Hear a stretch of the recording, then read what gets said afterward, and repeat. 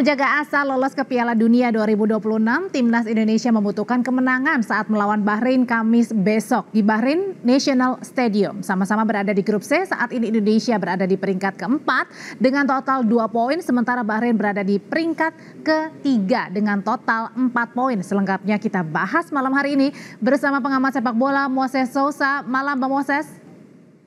Selamat malam Mbak Audrey, apa kabar? Baik Bang Moses, ini kabarnya sama-sama baik kan ya pasti Bang Moses ya. Tapi ini menghadapi Bahrain nih 2 hari lagi nih. Ini kita harus deg-degan gak sih atau udah pasti nih Indonesia menang nih Mas?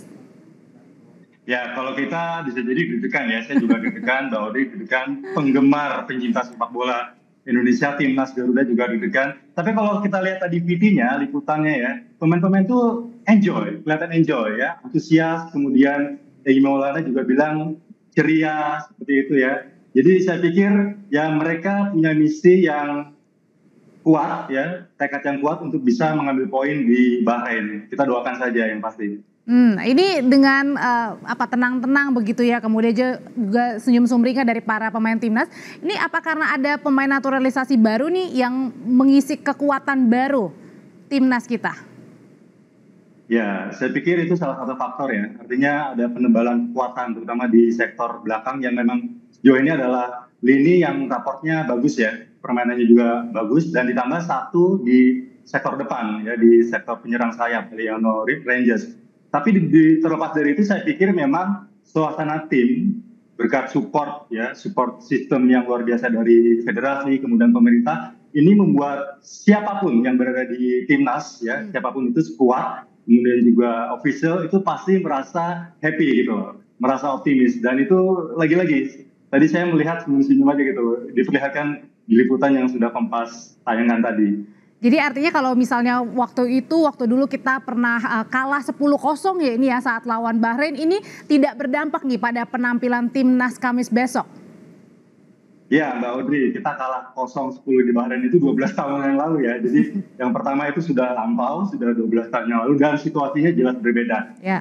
Bahkan kalau kita bicara tahun ini aja ya, situasi di Piala Asia 2023 Januari lalu ya, 2024 ya, dengan saat ini itu sudah berbeda jauh gitu loh. Pada saat Piala Asia 2023 Januari lalu kita belum ada Martin Paes, kita belum ada Jay, kita belum ada Tom Hay, ya. Kemudian sekarang belum ada Hilgert, belum ada Eliano. Jadi situasinya berbeda gitu loh. Jadi bisa jadi ini adalah saatnya kita bisa revenge di kandang Bahrain.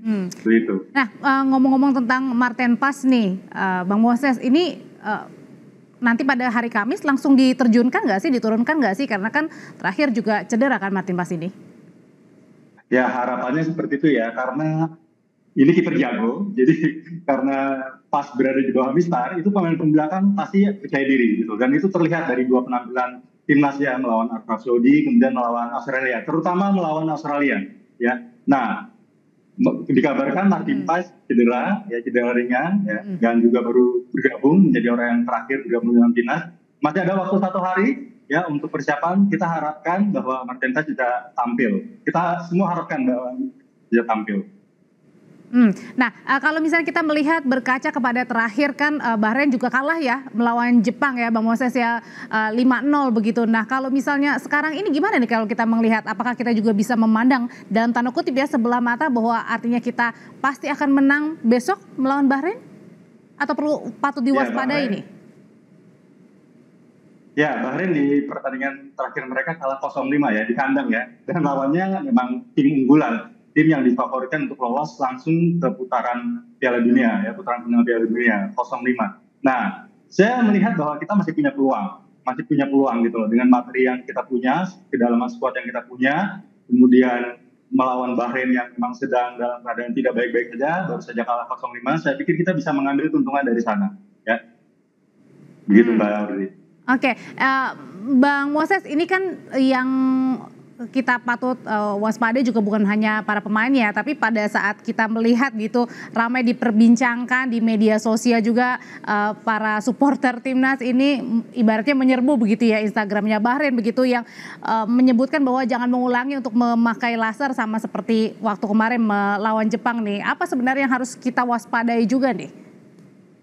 Ya, kalau persoalan laser itu bisa terjadi di mana saja ya. Artinya kita balik saja kepada bagaimana diri kita mempersiapkan diri, para pemain tentunya ya, official semuanya. Artinya lebih fokus untuk menjalani pertandingan dan fokus kepada bagaimana bisa memenangkan pertandingan ini. Artinya ketika ada faktor-faktor non teknis seperti laser, kemudian nanti juga kita nggak tahu ya di Bahrain seperti apa ya. Artinya penonton mereka akan seperti apa treatmentnya kepada kita fokus kepada bagaimana cara kita bermain, itu saja. Saya pikir hal-hal seperti itu tidak perlu dibesar-besarkan. Oke, tetap fokus kepada pertandingan Kamis besok ya.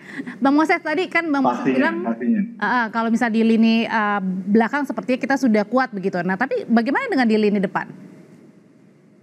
Ya, lini depan ini memang persoalan ya. Jadi ketika Hilgers dan Eliano bergabung, banyak yang mengatakan loh kenapa nggak ambil striker seperti itu. Perlu diingat bahwa kita masih banyak pertandingan di kualifikasi ini. Jadi memang kedalaman squad perlu dipertebal. Kita memang baik-baik saja sejauh ini di lini belakang ya. Kita punya 6 pemain murni ya untuk posisi bek tengah. 3 diaspora, 3 pemain lokal. 3 pemain lokal itu ada Ferrari, Rizky Ridho dan juga Wahyu Pras. Kemudian yang 3 dari diaspora ada Jay, kemudian ada ya Verdon bisa main di sana, kemudian juga ada Jordi Amat ya, Jordi Amat bergabung. Tapi kita perlu kedalaman, maka dari itu Hilgers muncul. Nah di depan ini memang masih jadi persoalan gitu. Jadi saya pikir munculnya Eliano bisa jadi opsi ya ketika dia nanti akan main di penyerang sayap, ya bisa saja Ragnar akan digeser ke tengah di posisi penyerang utama yang biasanya di situ ada strike ya, Rafael strike. Gitu. Oke, kalau dari pemain Bahrain sendiri ada nggak sih yang patut kita benar-benar waspada nih, siapa pemainnya Bang? Ya, untuk menghadapi Indonesia ini mereka memanggil pemain lama ya, pemain langganan yang tidak bermain di 2 pertandingan sebelumnya. Ada Ismail Abdul Latif ya, ini striker, ini juga perlu diwaspadai, dan juga ada pemain under 17-nya Villarreal ya, under 17-nya Villarreal ada Syed Ahmed Alwade. Ya, saya pikir ini juga harus menjadi kewaspadaan timnas ya. Artinya siapapun ya sebenarnya kalau kita bicara satu pemain ya, kita tidak perlu melihat di sana. Artinya Bahrain secara kolektif mereka bermain di kandang sendiri, ini yang harus menjadi fokus perhatian kita. Oke, terima kasih pengamat sepak bola Moses Sousa untuk pandangannya pada saat bersiap-siap ini Indonesia melawan Bahrain pada Kamis malam. Terima kasih Bang Moses. Selamat.